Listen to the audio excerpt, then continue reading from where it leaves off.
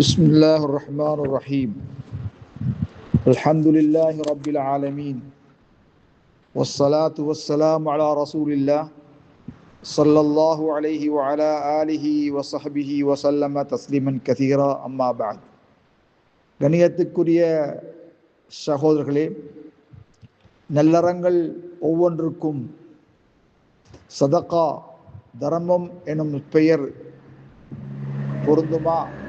அல்நாசிபம்ல பொருந்துமா அல்லது பொருந்தாதா? எந்த அளவுக்குன்னு சொன்னால், உங்களில் ஒருவர் தமது பாலுறுப்பினை பயன்படுத்துகின்ற விதத்திலும் தர்மம் இருக்கின்றதா? அது உட்பட தனது இச்சையை தனது மனைவியிலே ஹலாலான முறையிலே ஒருவன் பயன்படுத்துகின்ற பொழுது அதற்கு நன்மை உண்டா என்பது சம்பந்தமாக கண்ணியத்துக்குரிய சகோதரர்களே, நபித்தோழர்களின் சிலர் நபிகளாகத்திலே வந்து கேட்டார்கள், அல்லாஹ்வின் தூதர் அவர்களே, தஹப அஹ்லு துசூர் பில் உஜூர், அல்லாஹ்வின் தூதரே, வசதி படைத்தோர் நன்மைகளை தட்டி கொண்டு போய்விடுகின்றனர்.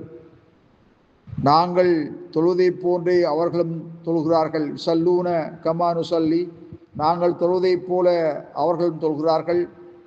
வசூமூன கமான் அசூமு, நாங்கள் நோம்பு நிற்பதை போல அவர்கள் நோம்பு நிற்கிறார்கள். சத்தக்கூன, அவர்கள்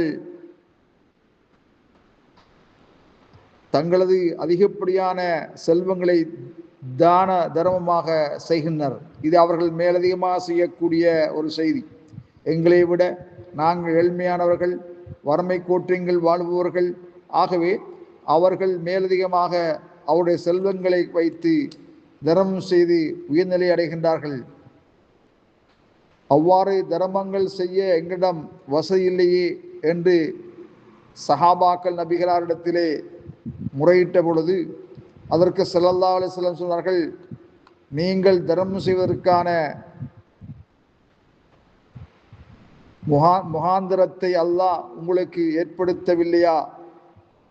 நீங்கள் இறைவனை துதிப்பது, நீங்கள் இறைவனை குல்லு தஸ்பீஹத்தின், நீங்கள் இறைவனை துதிக்கும் ஒவ்வொரு துதி சொல்லும் சுப்ஹானல்லாஹ் தர்மமாகும். இறைவனை பெருமைப்படுத்தும் ஒவ்வொரு சொல்லும் அல்லாஹ் அக்பர் என்று சொல்லும் தர்மமாகும். ஒவ்வொரு புகழ் மாலையும் அல்ஹம்துலில்லாஹ் தர்மமாகும். ஒவ்வொரு ஓரிரை உறுதியும் லா இலாஹ இல்லல்லாஹ் தர்மமாகும். நல்லதை ஏவுவது தர்மம், தீமையை தடுத்தல் தர்மமே. மேலும் சொன்னார்கள், உங்களில் ஒருவர் தமது பாலுறுப்பினை பயன்படுத்துகின்ற விதத்திலும் தர்மம் உண்டு என்று சொல்லிவிட்டு சொன்னார்கள்.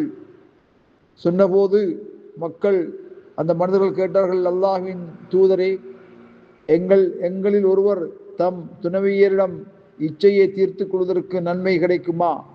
அதுவும் தர்மமாக ஆகுமா என்று கேட்டார்கள். அதற்கு ஸல்லல்லாஹு அலைஹி வஸல்லம் அவர்கள், நீங்களோ சொல்லுங்கள், தடை செய்யப்பட்ட, ஸல்லல்லாஹு அலைஹி சொன்னார்கள், அரைத்து லவ் வதஅஹா ஃபி ஹராமின் அகான அலைஹி ஃபீஹா விஸ்ர். அதற்கு நபி ஸல்லல்லாஹு அலைஹி வஸல்லம், நீங்களே சொல்லுங்கள், தடை செய்யப்பட்ட வழியில் அவர் தமது இச்சையை தீர்த்து கொண்டால் அவருக்கு தீமை உண்டல்லவா?